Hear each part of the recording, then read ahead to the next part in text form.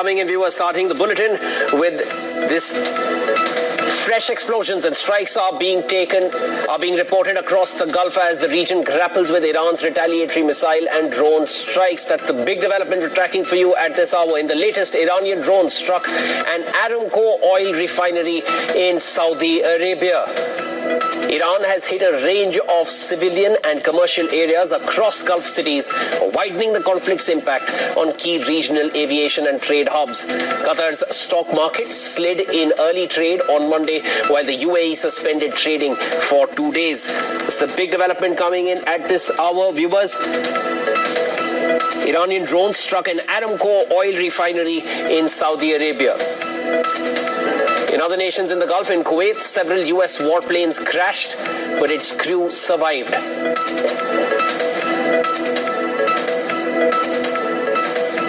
Its Ministry of Defense stated that several US military aircraft crashed this morning. It claimed that the crews were evacuated and transferred to the hospital. Concerned authorities are following up on the investigations to determine the causes of the incidents. Kuwait also intercepted hostile drones on Monday, the third consecutive day of Iranian retaliatory strikes. Black smoke was seen rising from the US Embassy in Kuwait City. The embassy did not announce that it had been hit, but issued a security alert urging people to stay away. Witnesses heard several loud blasts in Abu Dhabi, Dubai, Doha, and Manama, the Iranian capital. The United Arab Emirates announced that it was closing its embassy in Tehran and also summoned Iran's envoy to Abu Dhabi to deliver a formal protest. Notably, Dubai and Abu Dhabi have faced hundreds of missiles and drone attacks from Iran.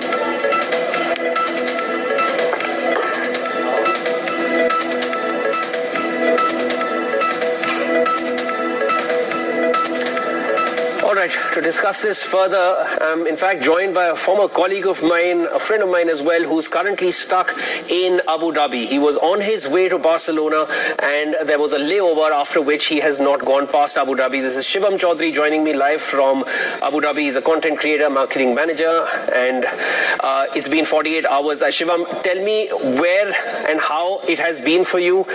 How safe do you feel? I heard you heard these explosions when they were taking place. Over to you. Tell me more. Yeah, so my flight was on 28th Feb from Delhi to Barcelona and had a layover of an hour at Abu Dhabi Zayed International Airport. So while I was waiting, we got some alerts on our phones, and then the sirens start alarming us about the situation that there is a potential missile threat. So there was a panic situation among all of the people that were there at the airport, and we heard some vibrations. We have no idea whether these vibrations related to missiles or something else, whether the missiles been intercepted or what is happening. So there was a lot of confusion and panic at that time. But the good thing is that the security personnel and the airport staff, they managed the situation very well, and they provided us the instant UAE visa, hotel, and there was no shortage of any kind of food as well. And even they provided us cab to the way to hotel. And the hotel they kept us is in a very secure area. It is surrounded by embassies, and next to my hotel there is the National Exhibition Center of Abu Dhabi, where all the key events happens. So since I'm here, Shivam, I mean, I can see you're in the hotel room. Is this where you've been put up? And also tell me about how uncomfortable you've been or how comfortable you've been, and what's the way forward? Are they telling you when you'll be able to get out of here, or perhaps send you back to India, or move further with your travel plans? Yeah, so there is an update today's morning. So I got a call from the hotel reception, and they told us that pack your bag and we will transfer you to the airport for your flights. So I was standing since the morning at the reception, and some officials from the Etihad Airlines was there. They announced some flights to India, Pakistan, France, and one more country. So 4 or 5 countries, including India and Pakistan, the flights have been resumed, but they are prioritizing first to the passengers who are stuck in the layover. So they are not taking new bookings, but prioritizing the people who are stuck in the layover. Apart from it, when I asked that I am an Indian, I want to go back to my country, but I originally booked my flight for Spain. So can I go back to India? Then the officials told me that since you have the original booking to Spain, you can only go to Spain now. For any further clarification or any update, we will let you know. And they have provided us this document. This is an official document from Etihad, and here it is mentioned that the flight operations has been suspended until 2 p.m. UAE time, 2nd March, which is today, right? There has no official announcement whether the air traffic and air route has been resumed or not, but they have take people have been moved from the hotel to the airport, whose has their original flight to India and the countries that I have mentioned earlier. Understood. Yeah. Shivam, tell me, how much of the city have you been able to see? Because the reports that we're seeing, the number of missiles, and I would have never imagined out of all the times we've interacted, we'll be interacting like this with you in Abu Dhabi in an active war zone where we're seeing missiles coming in. Abu Dhabi Defense Ministry mentioned that they've intercepted over 165 missiles and over 540 drones coming in from Iran. From whatever you've seen of the city so far, as a tourist yourself, how much of it do you feel in the regular day-to-day? If there's any part of it that you can show to us, it's totally on you, if you can show it to us. Yeah, so I visited the streets yesterday evening, and due to Ramadan, the streets are like not so busy during the daytime. I can show you through my hotel room balcony. Yeah, I'm just switching the camera. Okay.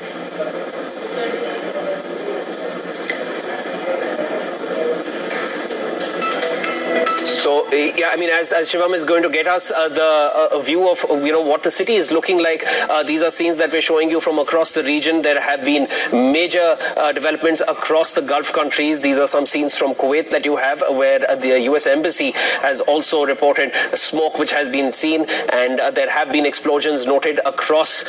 And all right, that's the visual that Shivam is showing us. Shivam, back to you. Tell us what you're seeing right now and what we're seeing. Yeah. If you can see, there is normalcy across the city and the streets. The traffic is usual. I haven't seen anybody in panic in the city. They have full faith. Whenever I'm talking to any local here, they have full faith in the government. They're saying that UAE government is very good and they are very technologically advanced, and they will take care of the citizens and the tourists. So they have so much faith in their government, and I haven't experienced any kind of panic or even any kind of confusion among the citizens. The streets are open, the cafes are open. Also, yes, there is a less crowd. Shivam, did you hear jets being scrambled on top the UAE Air Force, because they are very strongly armed? They have a very strong military presence in UAE. So, but tell us anything of that part without giving out any strategic details, if anything that you heard. Yeah, jets are, so I can hear the jets. They are over the skies every 15 or 20 minutes, but there is no military presence on the road. So they are the roads and the streets are quite normal. So what I understand, Shivam, is that normal city life is continuing just the way it is. There are certain areas which are being targeted, but UAE, given its air defenses, they are taking down these missiles and drones before they actually result in an explosion. Shivam, I'll hope that you stay safe and you're able to continue the rest of your journey or come back to India. I hope to meet you in person and discuss this further. Thanks so much. Stay safe and hope to see you.